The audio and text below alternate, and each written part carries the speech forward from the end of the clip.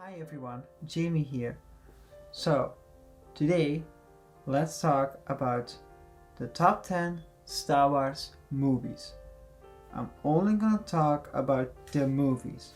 So, episode 1 through 8, Rogue One, and Solo. I'm not gonna talk about animations like the Clone Wars or cartoons. Just these 10. So, let's talk about the top 10 Star Wars movies. I hope you enjoy. Number 10, Episode 1. Star Wars Episode 1, The Phantom Menace, is my least favorite movie of all time. I'll tell you why. Jar Jar is annoying. Little Annie is a little annoying. It's a boring movie.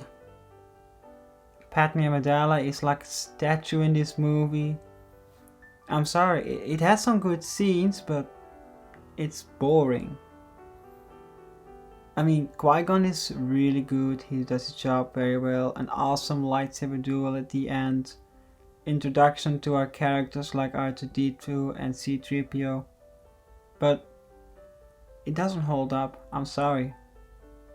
Some people love this movie, well, I disgrace this movie. I like its good sides, but it has way too many flaws, that's why it's number 10. Number 9, Episode 4. For number 9, I have Episode 4, A New Hope. The reason why I placed this famous movie so low is because, just like the last movie, it's boring. I mean, the beginning is a very good beginning with two ships, but once we land on Tatooine, I'm just bored as hell, just bored. Obi-Wan is boring, Luke is boring, the droids are boring, the sounds are boring, the battles are boring. Sorry, it's boring. Just like the other one. But this is less annoying because we don't have annoying characters and we have a good story. So the main flaw is just being boring. That's why it's number 9. Number 8, Episode 2. For number 8, Episode 2, Attack of the Clones.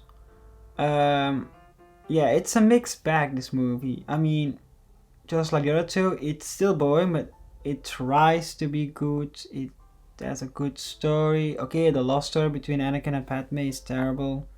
But the side story of Obi-Wan and Jango Fett and Kamino, the Trade Federation combining to make the Separatist droid army, the Geonosis battle, the Jedi Council going to Geonosis and nearly killing everyone and almost getting extinct themselves. But this movie is good, really.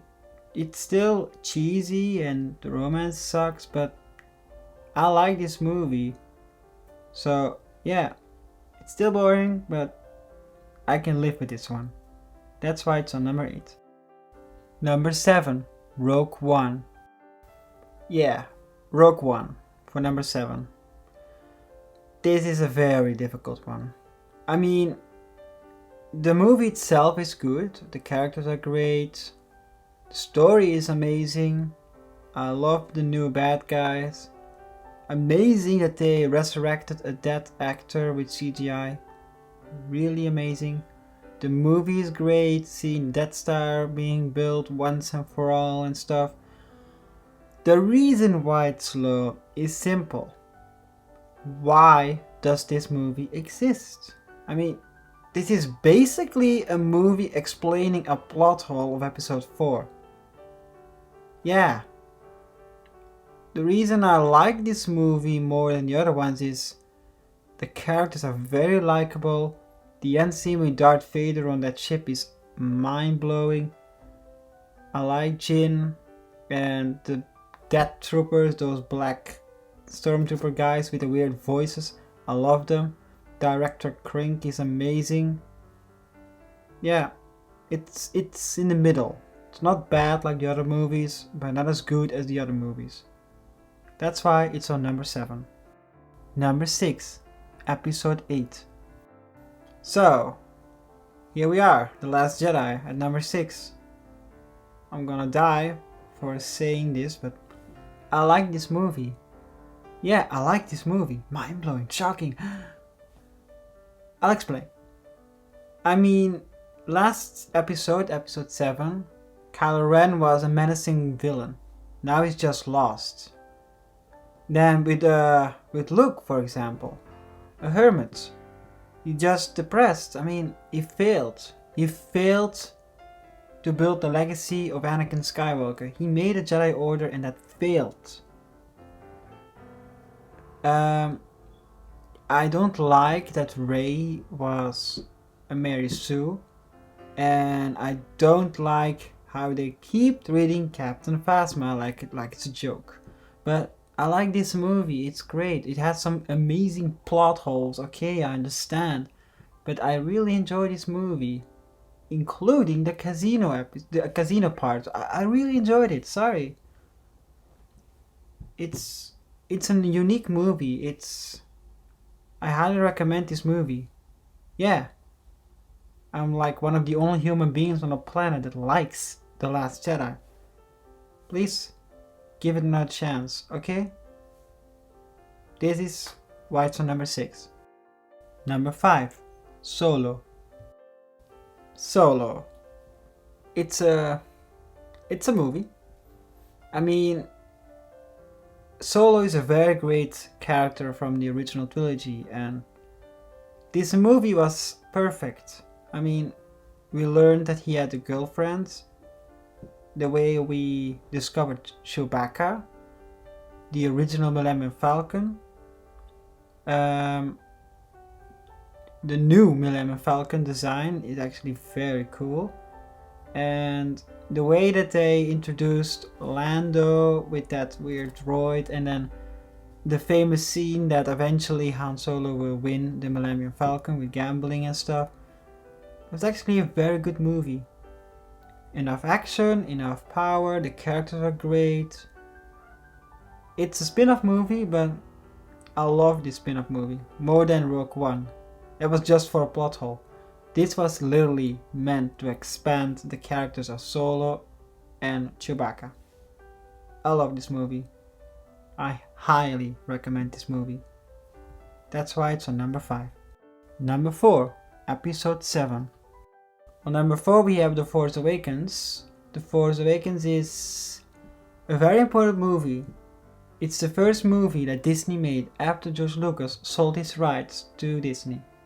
It introduced a lot of new characters like Finn, Poe, Kylo Ren, Rey, BB-8, Captain Phasma, Snoke, but it also introduced old characters like Han Solo, Leia, Chewbacca, 3PO, and R2. It was a very good movie, a lot of action. I liked the lightsaber battle at the end. It's, I guess, one of the very first snow lightsabers from Star Wars.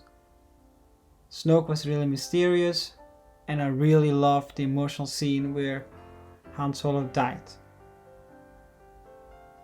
BB-8 is super cute, and Kylo Ren was amazing. I love this movie, and I highly recommend it.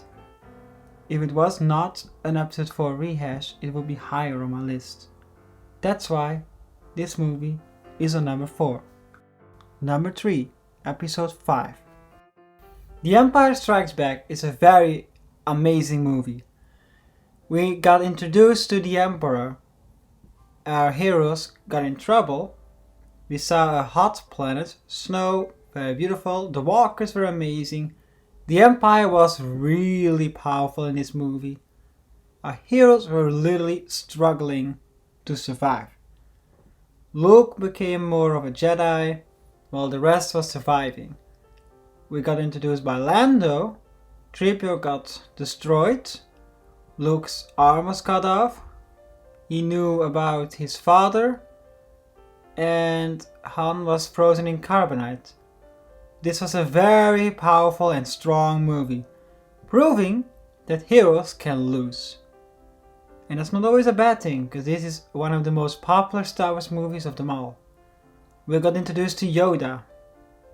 It was very funny that he was first a stupid rodent from Dagobah, and then, lo and behold, it was Master Yoda.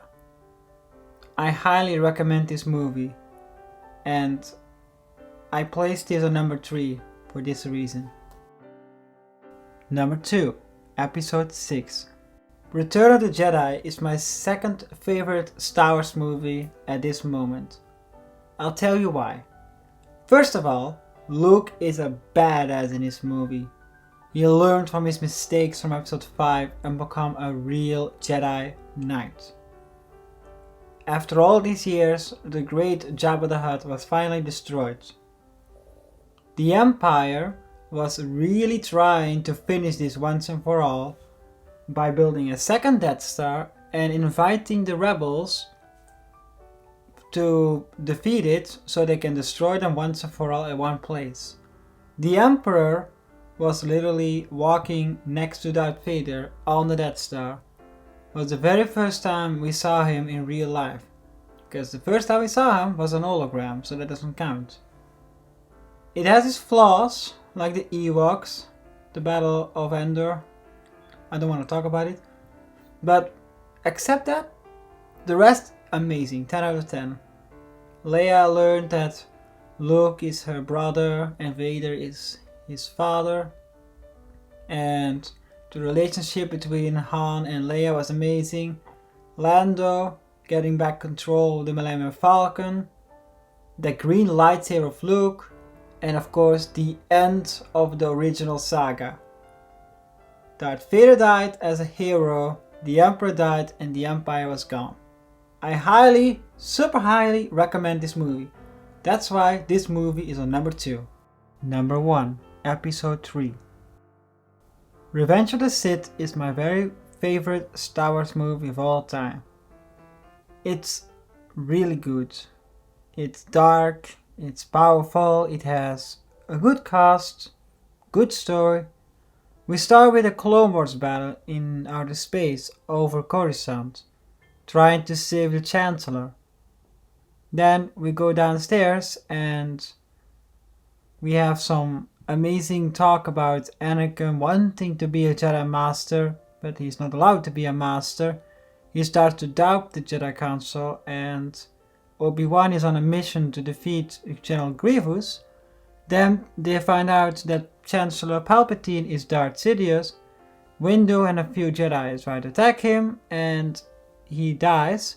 Then Anakin becomes Darth Vader, and he's killing a lot of bad guys and good guys.